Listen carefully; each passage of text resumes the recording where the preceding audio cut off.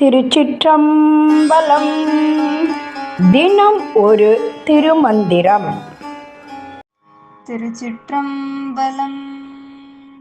பதி பசுபாசம் என பகர் மூன்று பதியினை போல் பசுபாசம் அநாதி பதியினை சென்றணுகா பசுபாசம் பதியணுகீர் பசு பாசம் நிலாமே. திருச்சிற்றம்பலம். திருச்சிற்றம்பலம். பதி பசு பாசம் என பகர் என்று தொடங்கும் பாடலை இப்பொழுது காணப்போகிறோம்.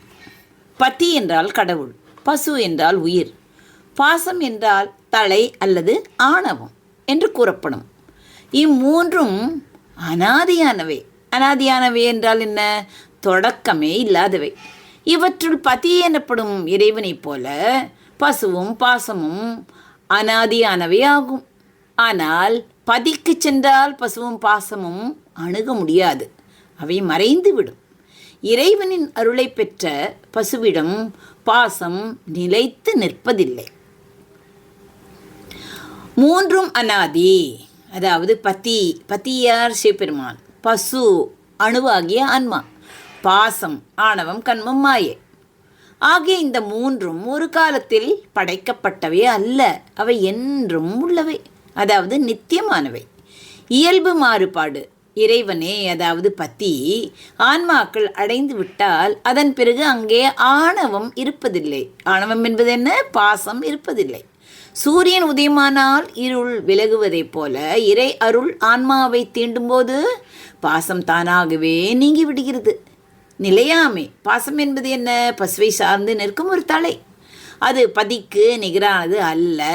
எனவே ஆன்மா இறைவனை சார்ந்து விட்டால் பாசத்தால் அந்த ஆன்மாவை எக்காலத்திலும் கட்டுப்படுத்த முடியாது.